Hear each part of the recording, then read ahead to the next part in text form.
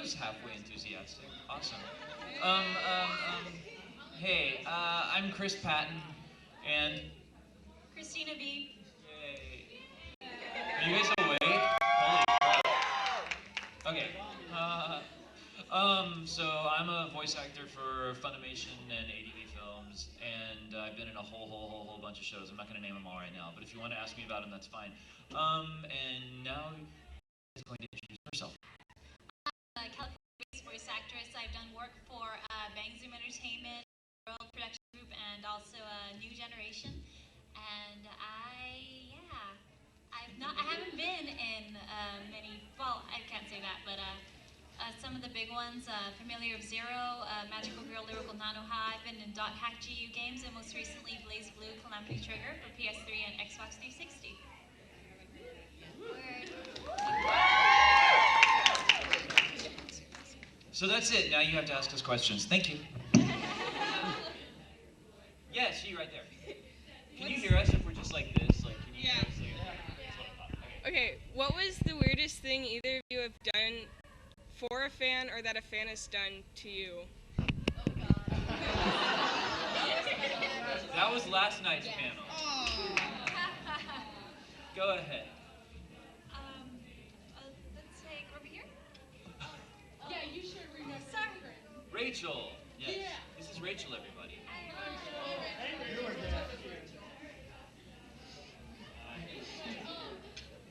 What is the worst anime that both of you have ever done? Well, Neoranga. I have no compunction about saying it. It's the worst show I've ever been in. But the funny thing about it is that's how I got my gig in Full Metal Panic, because the director of Full Metal Panic was directing, his first job was to direct Neoranga. So they usually make the new directors direct something kind of crap first. And he just had me play like a couple of little Walla roles. But he said from one of the little Walla characters that I played, he knew I'd be right for Sosuke. And so I didn't even audition for Sosuke. He just heard my voice and he was like, that guy.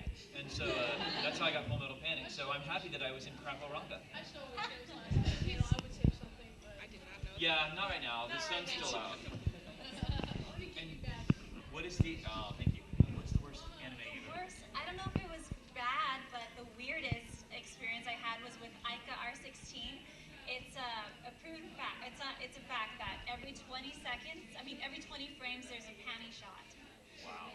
And at the last episode, there's a giant naked woman for half the episode, so it's pretty funny. It's not H, it's not hentai. It's just really fan servicey.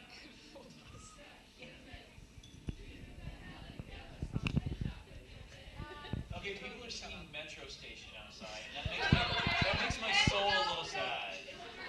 Hey, you want to go to Huh? 303? Oh, just as bad. Sorry. Oh my God, I'm sorry. I still love you. I forgive you. Okay. Yes, you're right there. How'd you like being in the Wallflower Rum Maru? I loved it. I love like dumb, pretty boy fan service anime. I imagine it's my life, you know, and like, no, what? You have a card for me? Awesome. Cool. We're gonna be signing after this. I think we're gonna save like the last 20 minutes for signing or something. So, yeah. Yay, signing! Silver marker and everything. Oh, sweet. Right here with the camera. I know you guys get this question a lot, but how did you become voiceover actors? And could you please go into detail? I'm going to try and get into it. How did we become voiceover actors? And could we go into detail? Why don't you start that one? Okay. Well, when I was a wee little lad of 16, I went to a...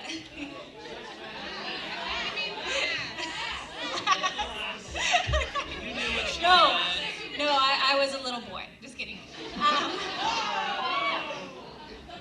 Okay, well, when I was 16, I went to an anime convention called Anime Expo, and I was interested in becoming a voiceover actress. I had an interest, so I went to a panel for Bang Zoom Entertainment, and at this panel, they were allowing people to go up and try out the equipment. And after I was able to go up and try out the equipment. And after I did that, the casting director came up to me and she said, you know what, you have a really good voice. Why don't you come in and audition for our studio? So I went in, I got to audition for Samurai Champloo as Fu, and oh no, I auditioned for it. Kari Walgreen is Fu, but I got to audition for it.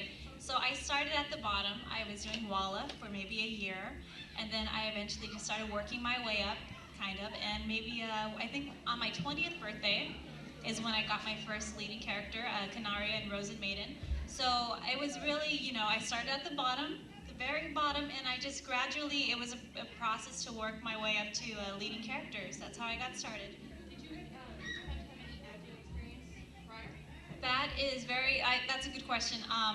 As soon as I knew that I had the opportunity to audition, I was already doing plays and stuff. Acting is my thing.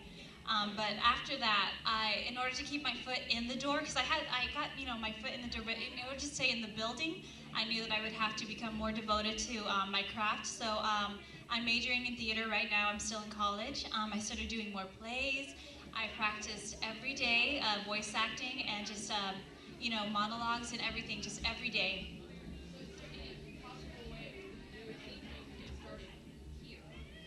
Started. Like, without having to travel to New York or Los Angeles? Oh. Not to be an anime, no. Yeah, you Can need at least get started here? You can do voiceover work here, but you just can't do voiceover work in anime. Okay. Although I went to a panel this morning about an anime company here in St. Louis called Anime Midstream, and they're working on a title right now. So you can get anime voice work here. Yeah, but that's very new. So I'm gonna hand it over now.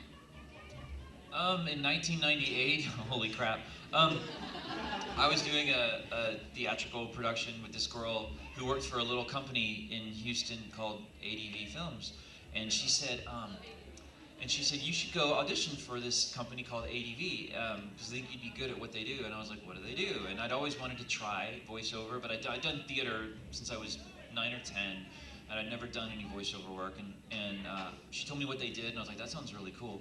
So I went and I auditioned, and in about 2 weeks, I got my first call to do bit work. Again, like you always get started doing Walla, where you do background voices and stuff like that. And then about a month later, I got the role of Daily Wong in Bubblegum Crisis 2040, and that was my first recurring character. And then from there, it just kind of grew. That's what she said. And sorry, last night will never really leave my brain. And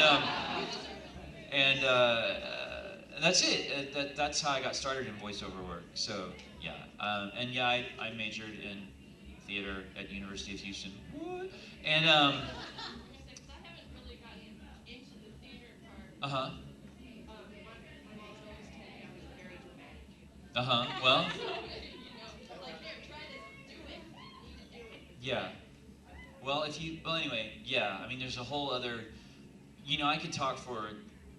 I'm sure she could too. Like I could talk to you for 8 hours about how to get into it and what you have to do and creating a good demo and being connected to the right people and training your voice and taking care of your voice and characterization and beats and all that kind of stuff. And yes, and drinking water and not smoking and not being a drunkard and not, but so there's a whole other, I mean, you could literally do a day-long panel on how to become a voiceover artist, but we don't have time for that right now. So we'll do it next time.